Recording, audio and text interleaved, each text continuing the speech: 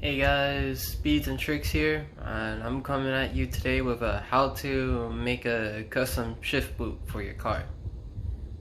I have a first gen Toyota Matrix shift boot right here, and I'm going to be using this fabric to make the shift boot out of.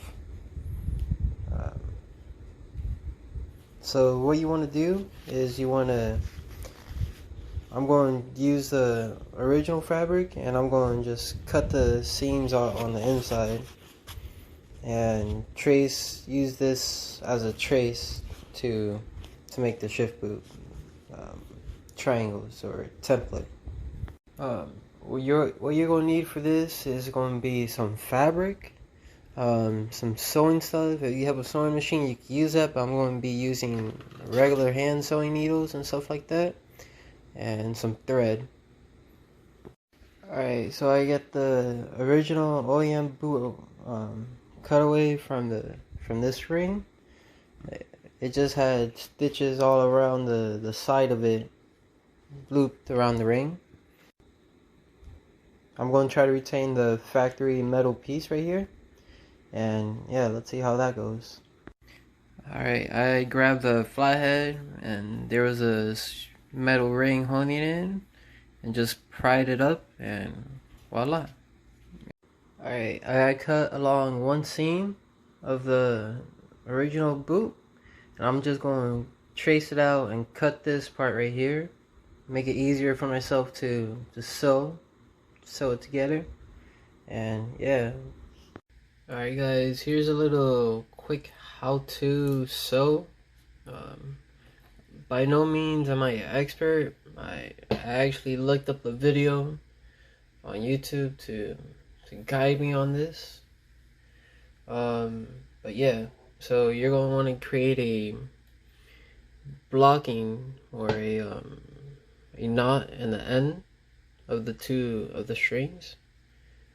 Well, one end of the string goes through the needle, and you get the two ends, match them up. Then you want to make a loop. Doesn't really matter what size loop it is, just as long as it's a loop. You put the two ends through that loop, and you grab the two ends. Oh, yeah, one of the ends slipped right there.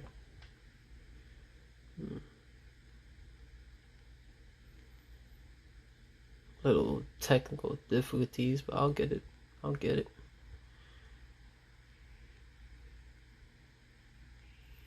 Alright, got it?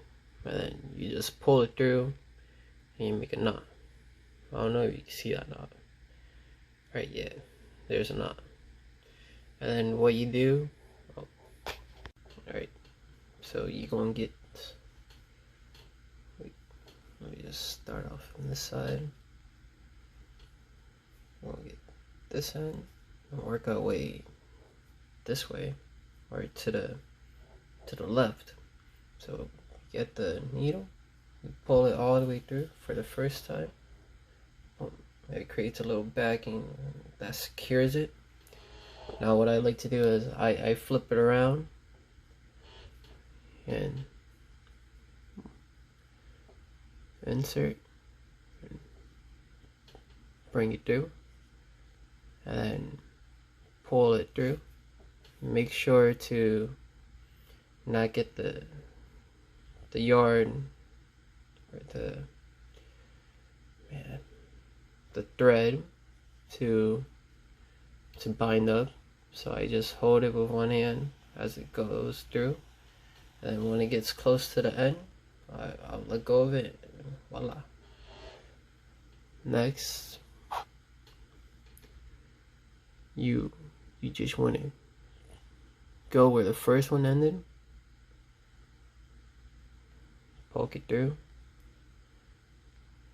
and then you're gonna go right back. Voila. Oh, sorry, voila.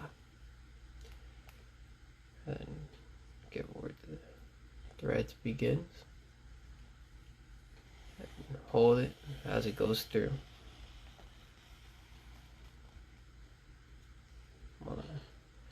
nothing too fancy. I would first try this on like a random piece of fabric that you're going to use, and then when you get comfortable, I will go over to what you're actually going to use for it. And yeah, that's a quick tutorial on how to sew.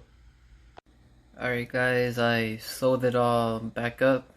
I put the metal grommet type of deal in it with the original, I don't know if you can see it, but it was the original spring or metal clip that I had with it. This is how it looks, outside, inside, yeah, outside out. And then I just gotta put it on this metal bracket. I used the form of stitching I used was a back stitching, and yeah, now I just gotta make these two together and it should be all done. Alright guys, so I got it put together. Instead of sewing it, I used some staples. It doesn't look the best, but the center is going to cover it. And yeah, I'm going to install it right now. Alright guys, I'm here. So if you want to take it out, you would just pull this back up. And yeah, it will slide right out of there. And now I'm just going to put it in.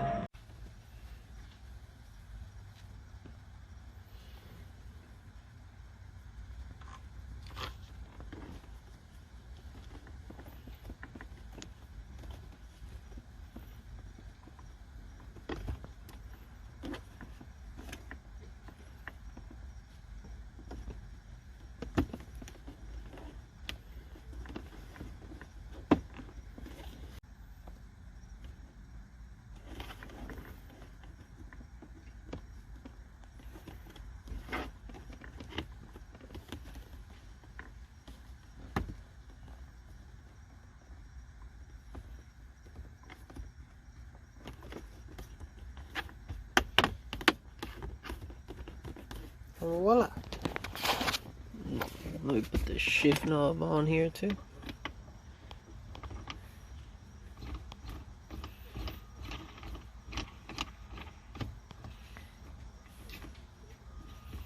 And boom.